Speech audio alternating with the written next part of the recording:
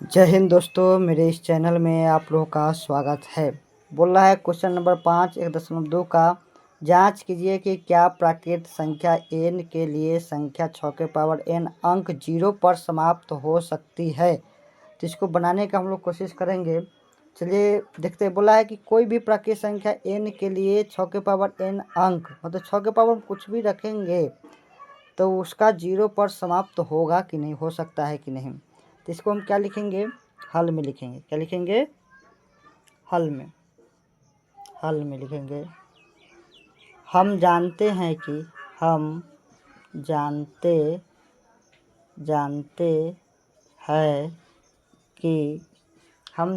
हैं कि यदि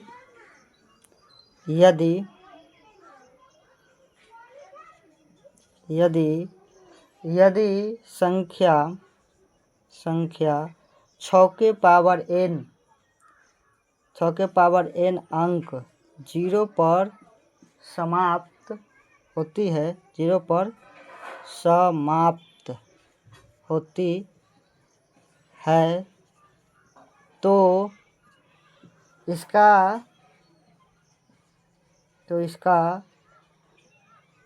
0 पर समाप्त होती है तो इसका अभाज्य गुणनखंड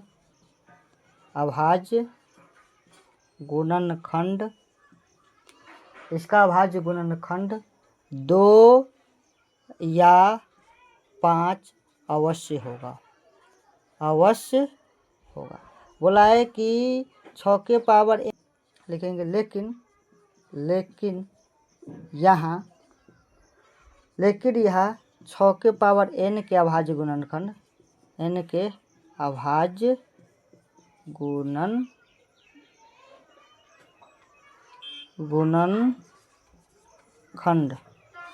2 और 5 लिखो।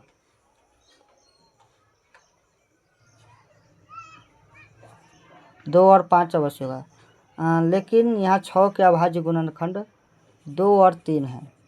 2 और कितना है, 2 और 3। देखो, इसको 2 और 5 पर अवश्य होगा। बोला है कि 6 और समाप्त हो सकती है। हम जानते हैं कि यदि कोई 6 पर समाप्त होती है तो इसका अभाज्य गुणनखंड 2 और 5 अवश्य होगा। लेकिन यहाँ 6 के पावर n के अभाज्य गुणनखंड 2 और 3 है। अतः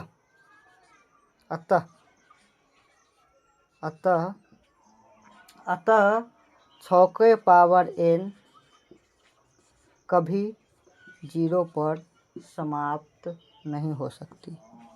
0 पर समाप्त नहीं हो सकती। 0 पर समाप्त नहीं हो सकती। 0 पर समाप्त नहीं हो सकता है। बोला है कि जांच कीजिए क्या प्राकृत संख्या n के लिए 6 के पावर n अंक 0 पर समाप्त हो सकती है। तो हम जानते हैं यदि संख्या 6 के पावर n 0 पर समाप्त होती है तो इसका अभाज्य गुणनखंड 2 और 5 अवश्य होगा। लेकिन यहाँ 6 के पावर n के अभाज्य गुणनखंड क्या है, 2 और 3 है। 2 और 5 होना चाहिए, तो 2 और क्या है, 3 है। अतः 6 के पावर n 0 पर 6 के पावर n कभी 0 पर समाप्त नहीं हो सकती। यही हो गया इसका आंसर। उम्मीद करता हूँ कि आप लोगों को यह वीडियो पसंद आया होगा।